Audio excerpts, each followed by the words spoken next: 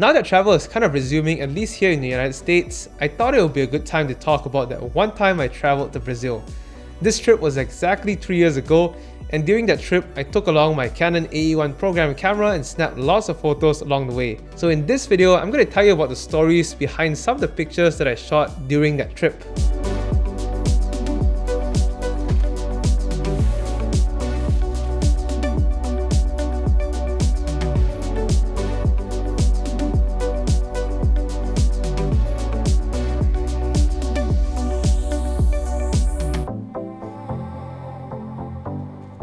Before I get started, let me give you a quick backstory on why I went to Brazil. So I went there to participate in this immersion program by a local company called CESAR. I was there for 6 weeks and I was based in Recife, which is a coastal state in Brazil. And it is also one of the easternmost tip of South America. The first photo that I snapped for this trip on this Canon AE-1 Program camera was this shot of a couple of American Airlines planes sitting at the gate at LAX. This was taken from the terminal connector between Terminal 4 and Terminal B. This is my favorite spot to do plane spotting whenever I'm at LAX, and since it's directly facing the international terminal, there's always some wide-body jets hanging around that area. This next photo here is of this Avianca plane at Sao Paulo airport.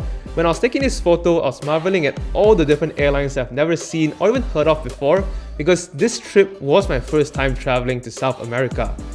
Looking at this photo reminds me of my experience at Sao Paulo airport, where I nearly missed my connecting flight to Recife.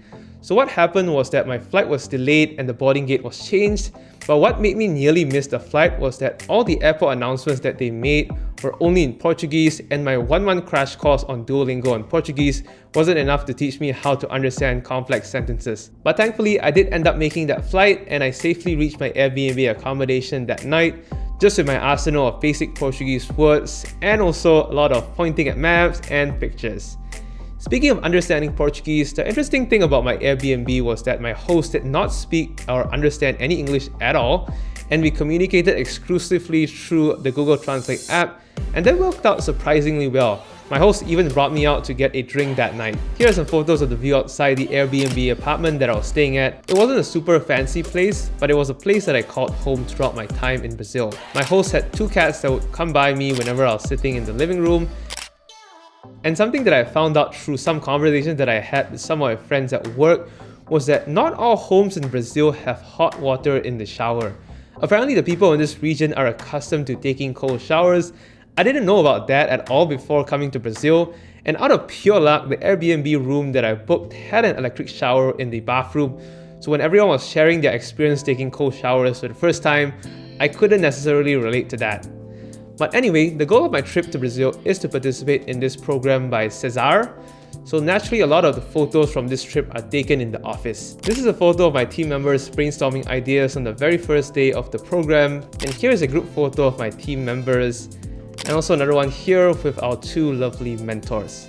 Everyone else in my team were Brazilians, and I really appreciate them for being so accommodating by trying their best to communicate with me in English, which for them is a second language. And throughout the 6 weeks, they also helped me with my Portuguese by teaching me some terms that the locals use, and also just to introduce me to some of the Brazilian culture. Here's a photo that I have a picture-perfect memory of. This was when one of my team members was practicing her public speaking skills for our final presentation. I remember encouraging and giving her a lot of the tips that I use for presenting in front of a crowd. And for the actual presentation itself, she did amazingly well, especially given that this is her first time presenting in front of a lot of people, and also presenting in English. There's also this photo taken days before our final report was due. As you can see from these photos, my team members are busy working and I was just being me and just randomly snapping photos with my camera. Looking back at these photos, I'm reminded of how amazing my 3 other team members were.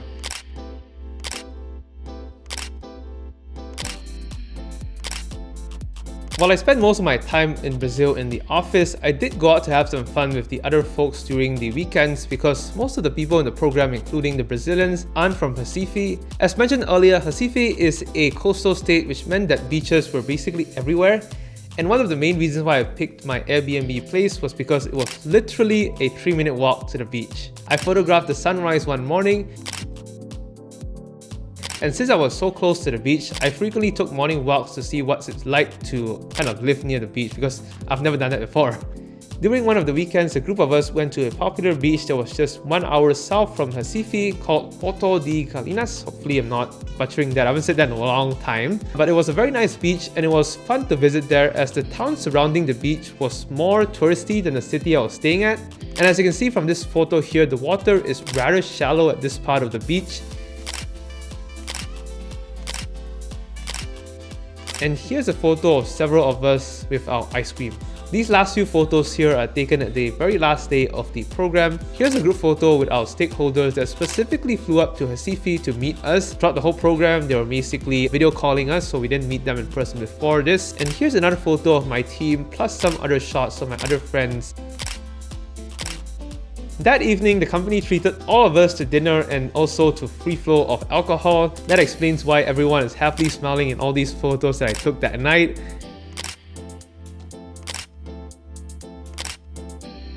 And also why there is this photo of some of us posing on the middle of the road late at night. At the end of the day, what really made my time in Brazil great was the people that I interacted with. I truly appreciate every person that I met. They were just so welcoming and just so open to sharing their culture with me as a foreigner. And they were the exact opposite of what Brazilians were kind of portrayed in the dozens of Brazil travel videos that I watched when I was preparing to come to Brazil. Those videos really freaked me out. But yeah, that's the stories behind some of the photos that I took on my film camera during my first trip to Brazil. And you know what's surprising about all these photos? They all turned out great even though most of them were photographed by someone else that hasn't used a film camera before.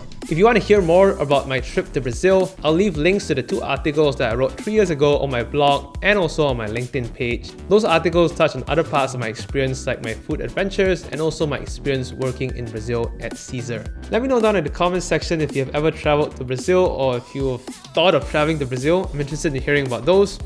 This is the first of many travel-related videos that I have planned for this channel, now that leisure travel is kind of resuming. If you haven't already, I'll invite you to check out this travel vlog that I made about my super short trip back to Malaysia last year that was shot right before the pandemic started. Again, thanks for watching and I hope to see you very soon in the next video.